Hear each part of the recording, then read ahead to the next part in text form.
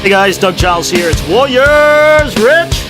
And Wildmen, what's happening, Big Doug? Whoa, let's do this thing. See that little safari cigar action? Rub it in, Rub it in. It's a beautiful little box press Maduro wrap sandwich of love and I smoked one tastiness. last night, by the way. Woo, how many you got left, man? I don't know. I'd have to check. It's classified. Never share those types of things. We got a huge shipment coming in, hopefully any day now. And You see that you You see the oldest living combat vet, 112, just turned 112 the other day. Yes, he lives here in Austin. Smokes a dozen cigars a day, Doug. And drinks whiskey. A dozen. I just read it in Cigar Aficionado the other day, and he literally smokes 12 cigars a day.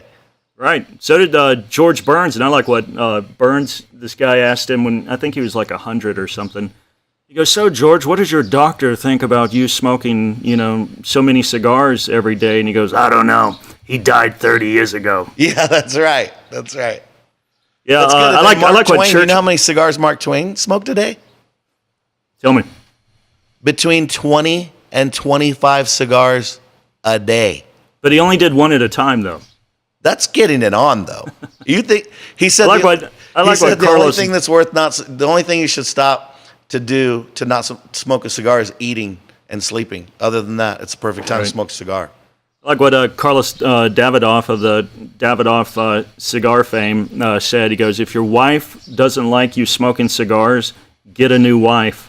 My wife smokes cigars. That's how she rolls. You know what's funny? And Annie will laugh. I'm telling on her a little bit, but Annie's a beautiful woman. Red lipstick, blonde hair, blue eyes, and she's a cutie. And she fires up a big old Maduro cigar and just starts smoking it. And you see guys, it's awesome because they're like, "What the heck? She's more of a man than me, and she's obviously a woman."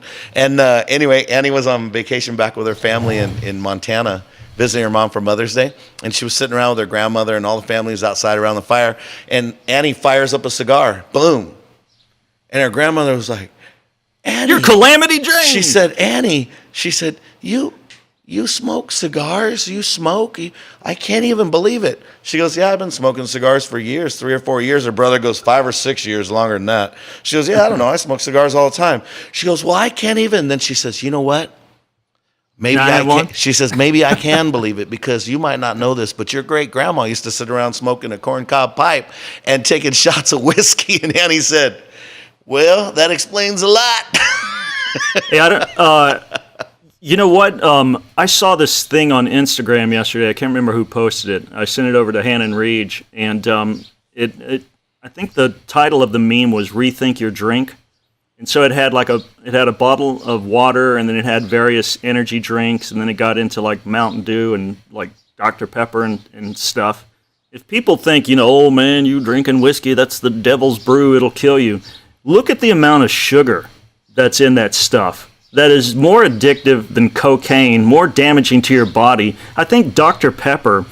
And look, I'm not legalistic. If I want to drink a Coke, I'll frickin' drink a Coke. I'm not going to die over it. But it's not part of your regular, yeah. Yeah, it's not my, intake. And again, I'd rather have a beer any day, a good proper beer any day than a soft drink. I'd rather have a splash of whiskey any day over Mountain Dew. Yeah. Bro, 12 tablespoons of sugar in Dr. Pepper. 12. 1, 2, that's disgusting. 3, 4, 12, man. Unbelievable. No. And just that visual is like, okay, I'm done. I'm not going to touch any of that stuff. Any of that. That's disgusting. Hey, let's switch topics, Rich, and kick it into gear. You brought up something interesting this morning, and I think the Warriors and Wildmen folks are going to dig it. The importance of coaches in sports and kids in this snowflake generation, where when I lived in Miami, it's so funny because, raised in Texas, we were hellions, man. I was hell on 2 skinny legs. We jumped ramps. We did all kinds of stuff. Bailed off 2-story houses, just crazy crap. We'd get in the top of a huge tree and jump off on trampolines. I did that one night at a party. Everybody's kind of liquored up, and we're about 13 or 14 years old. I split the trampoline tarp with my skinny pencil-like body and slammed my head on the bar, broke my nose, 2 black eyes, black gums, chipped a tooth, and that was normative. Yeah. And my dad's like, "You dumbass," and nothing like, "Oh, Johnny, here, wear this helmet, wear knee pads, wear elbow pads, and slather me with antibacterial gel everywhere I went." That's doing more to make kids victims and non-butt kickers in life. And afraid of everything. Yeah, and again, you look at your grandkid and he's like, "Oh, shit, get off the fence." And it's like, his bones are rubbery. He'll take a tumble. He'll break an arm. Have you ridden any of the rides on top of the Stratosphere in Vegas? No. They have one called the Slingshot, and the tower in Vegas, the Stratosphere, is 1,100 and something feet. Just straight up, right? And right on top of that is a ride that goes straight up, and you're outside strapped to this thing, and they shoot you straight up in the air, and you can't see the tower below you at all. And I went to ride on that. I was like, no big deal. I jump on this ride, right? Well, I take off, and all I can see is the desert, and now I'm like 1,200 feet above the ground, flying straight up in the air. Everything in my body is screaming at me, telling me that I'm going to die. Right. And my mind is like, this is a ride. People do it every day. I'm okay. And my body's going, shut up, we're going to die, right? It was the craziest feeling. I was so afraid. When we got down, I was so mad. I walked straight down the stairs. I went and bought another ticket, went and got in line, and I rode it again. And if something makes me afraid, I'm conquering it. Nope, I'm not doing it. I'm not going to be scared. Some stupid ride. I rode it again second time. Told my friends, let's go ride this ride again. They're like, I'm never riding that ride again. But you know what? When we go through fear in life, that's a normal thing. Kids go through fear. You have to overcome your fear. They say fall off the horse. What we got to do? Back in the saddle. That's right. I know a guy that was a free fall instructor for the Army, for Special Forces and stuff, and he had a chute fail. It actually got twisted, and I saw the video of it. I saw his helmet cam of the video of it. It's incredible.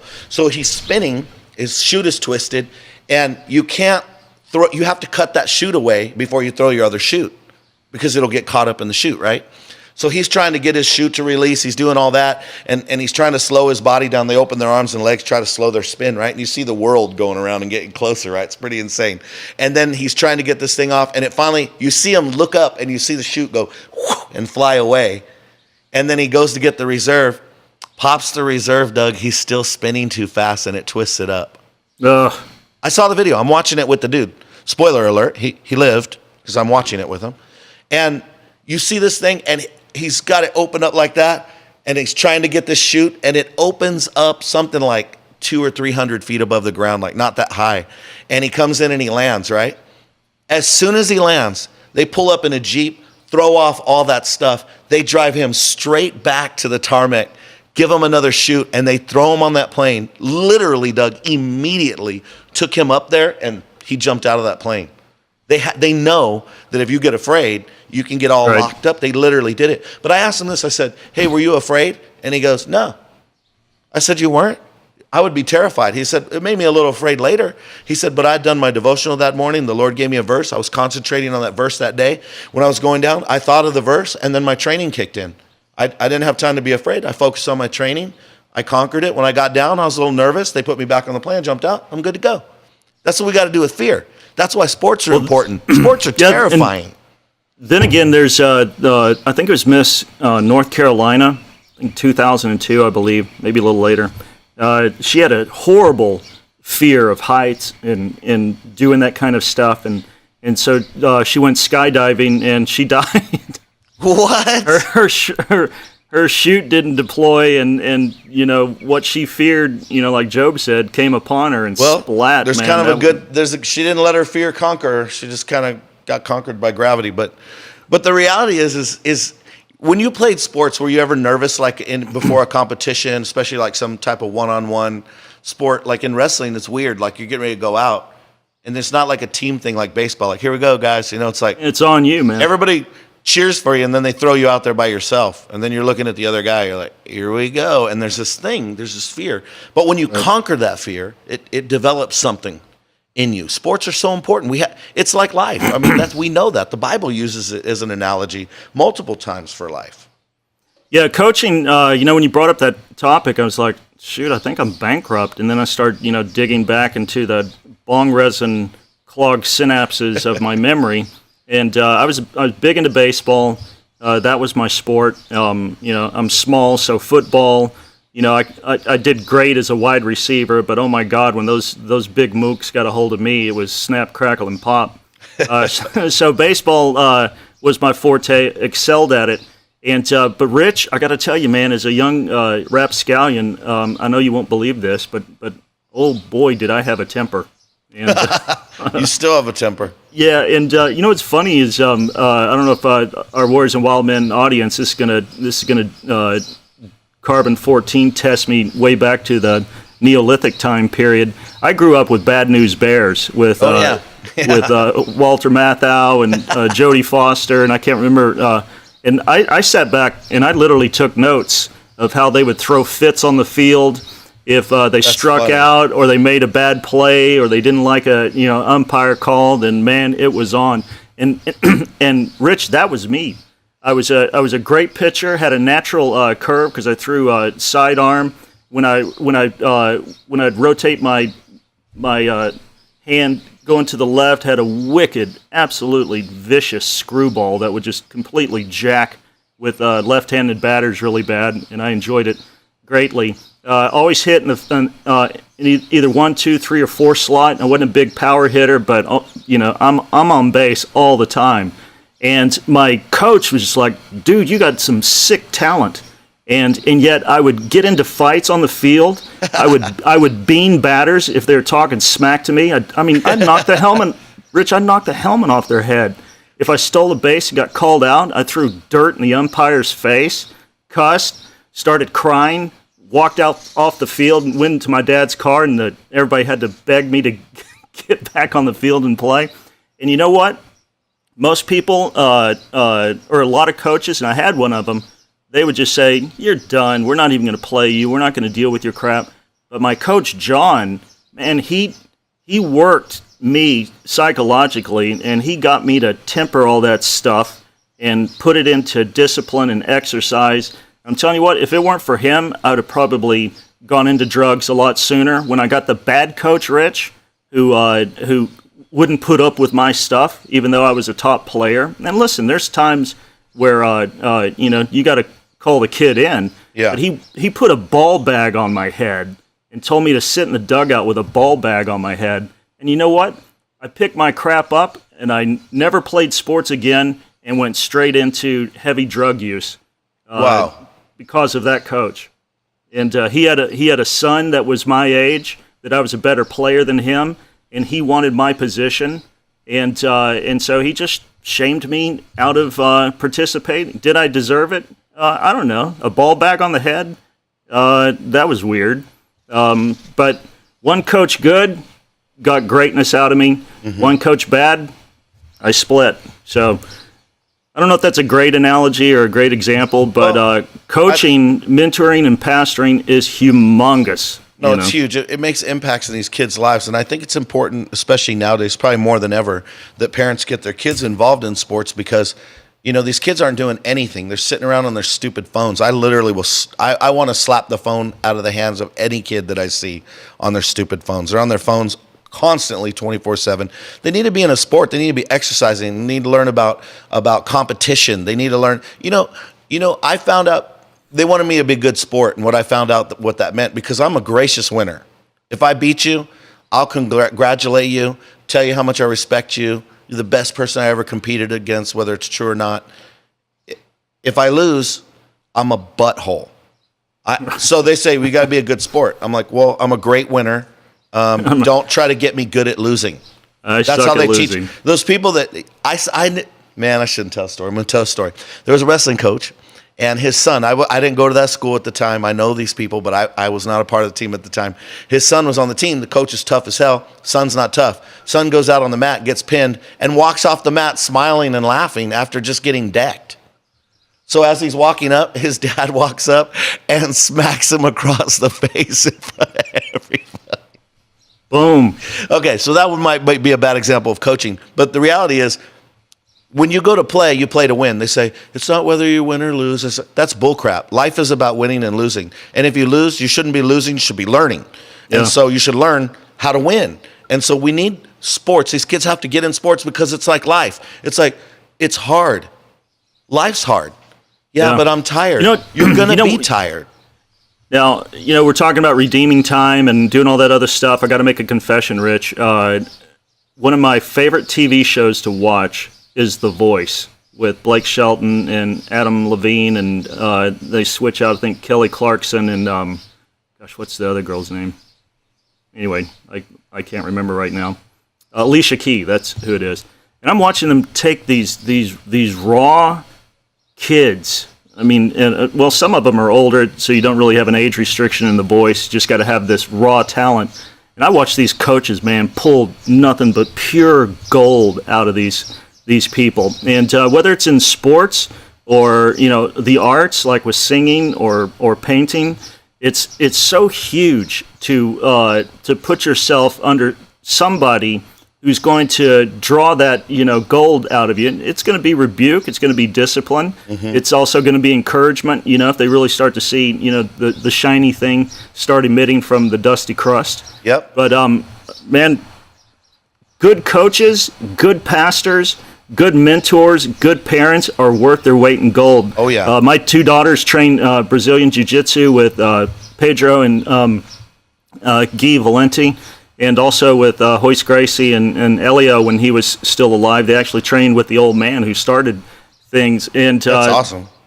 Rich, aside from leading them to Christ and trying to steer them clear of this culture's fart cloud into a biblical worldview and living before the audience of one, the second smartest thing that I ever did was let Pedro and Guy coach my kids. Yeah, that's cool. Their values of greatness and discipline, aside from learning how to defend themselves and take out some ham-fisted wanker that wants to stick him in the back of his SUV and take him off to Never Never Land, yep. The value aspect of what those two coaches did and their younger brother, Joaquin Valenti, unbelievable. Yep. I mean, because there is a thing in sports when you get pushed to physical exhaustion.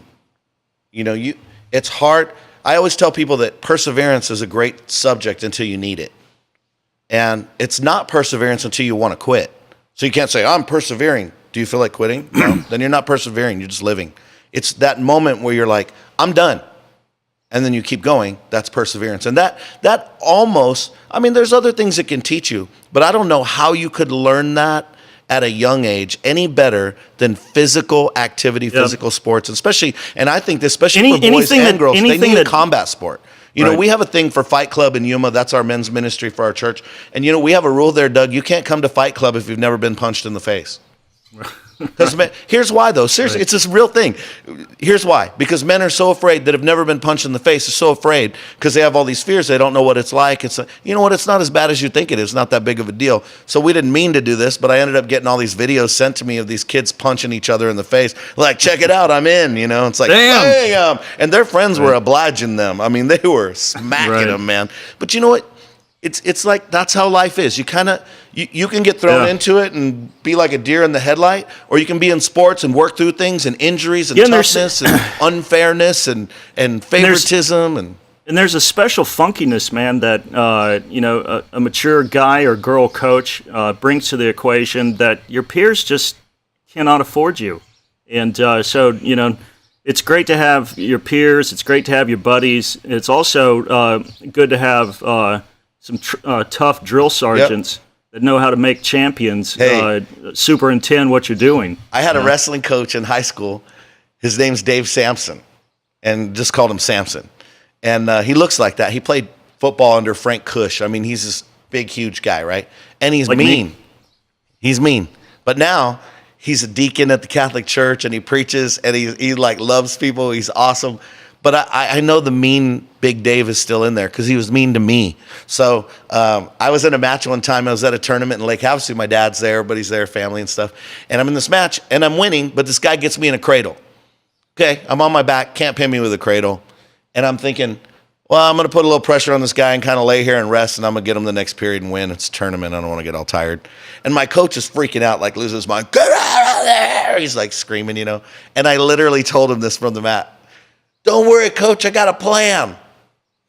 Let me just throw this out there. In wrestling, there's one plan. It's 100% box to wire. That's wrestling. If you have a plan that includes anything other than that, your coach is going to kill you for it. So anyway, I go through the period, get on the next period, and I win the match. I didn't pin the guy, but I won the match, and I won by points. I get out there, and I'm like, ha, you saw my plan. It worked. I walked up to my coach. Honest truth, Doug, he punched me in the corner of the eye. Now, not like a full, like, bam, like trying to knock me out, but literally like a short, like, boom, like that, just right in the corner of my eye. And it stunned me. And I looked at him and he goes, you don't ever have a plan. Your plan is 100%. And standing next to my coach is my dad. I'm holding my eye. I'm in shock. And I look at my dad and he goes, listen to your coach. And he walks away. And I'm like, there's no help for me. So you know what I learned that day, Doug? It's 100%, baby. Ain't no plan. Ain't no plan. Get it on. And you know what? My dad didn't baby me and go, nowadays it'd be like, that's a lawsuit. He didn't hurt me. We're in wrestling. You know how many times I came out of wrestling with black eyes, busted lips, nose all torn up, mat burns all over?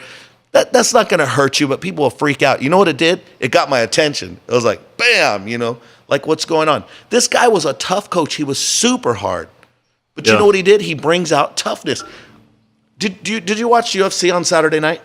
No. Saturday night, the main event was two chicks. And one is Amanda Nunes from Brazil and Raquel Pennington from, I think, Vegas. I think she's from Vegas, but she's from U.S. So they're going to fight. Amanda Nunes is champ. She's bigger, stronger. But this Rocky is her name, Rocky, this chick. She's a good boxer that thinks she has a chance, right? They get out in the fight.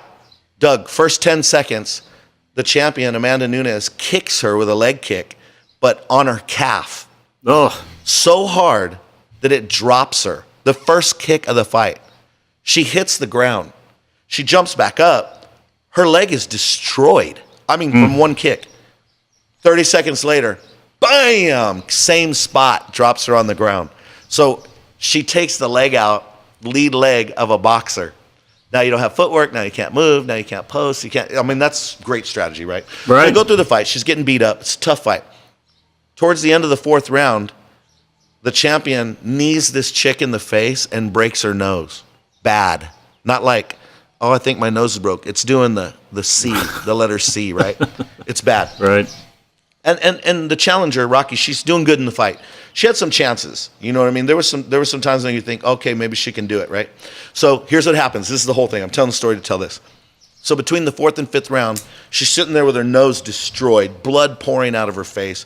She's sitting there, her legs tore up. And she stands up and turns around and tells her coach, I'm done. I want to be done. So she's going to call the fight, right? And she doesn't say it to the ref. She says to her coach.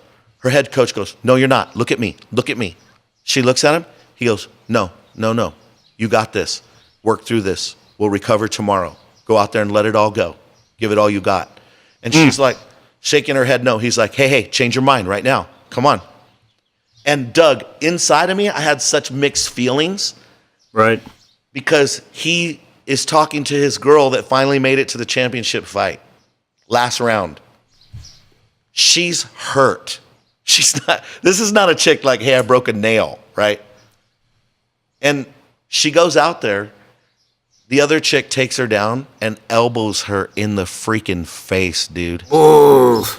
She turns over, Doug, and there's so much blood going. It's hideous, bro. It was so hard to watch. And I was like, oh, God, please stop the fight, right? And the chick on top is just wailing on her, and she's just covering up. She's just, and they stop the fight. Nose is exploded, right? So they have stuff all over it and everything.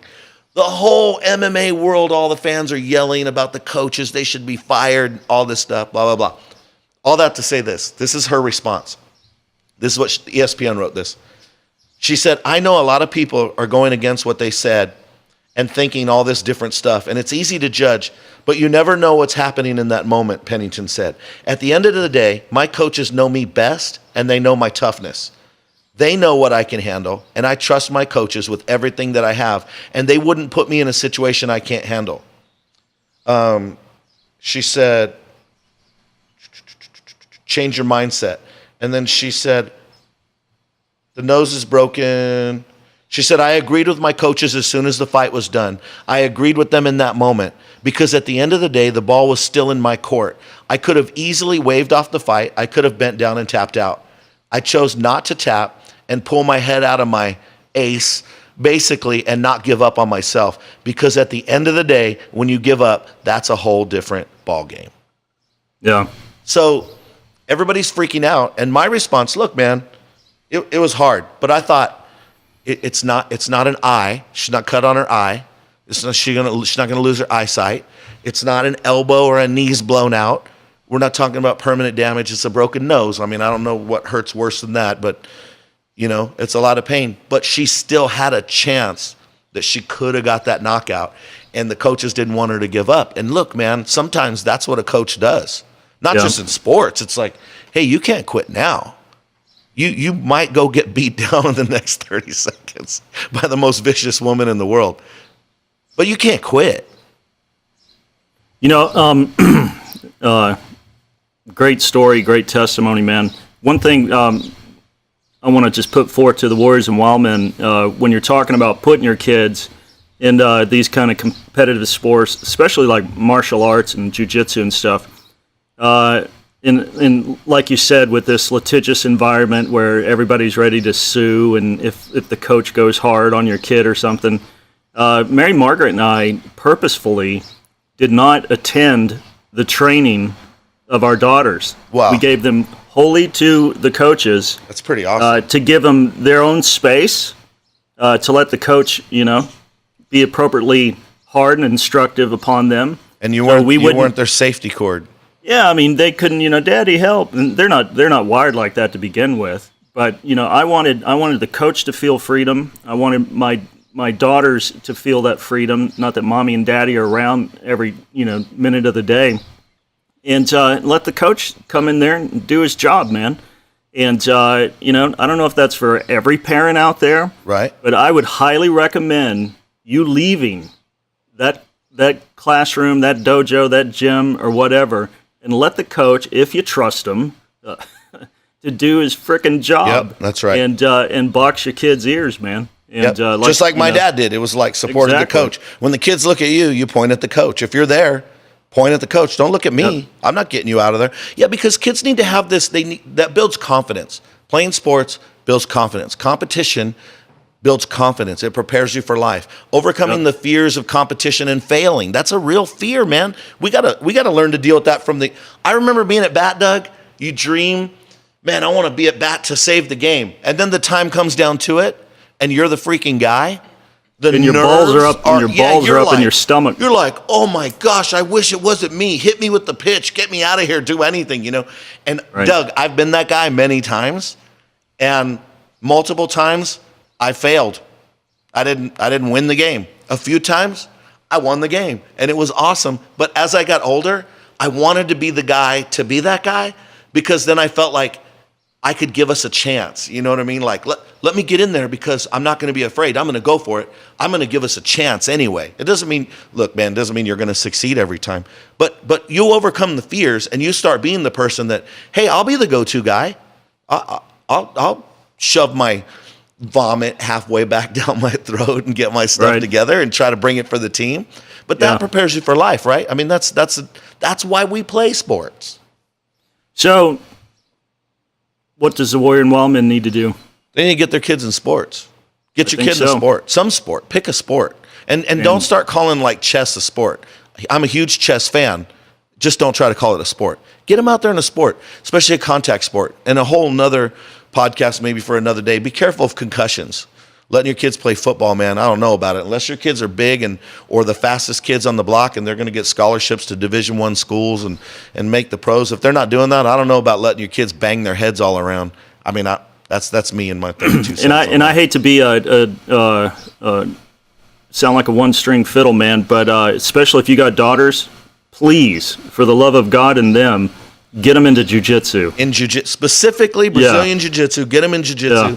It's great for girls, especially because it's designed for a smaller, weaker opponent to overcome a larger, more powerful attacker, and it's a great discipline. It's a great sport. It has a great mindset behind it too. And these guys it's not some. One thing I like about jiu-jitsu, Doug, it's not some Middle Eastern thing with weird religions and ancestor worship.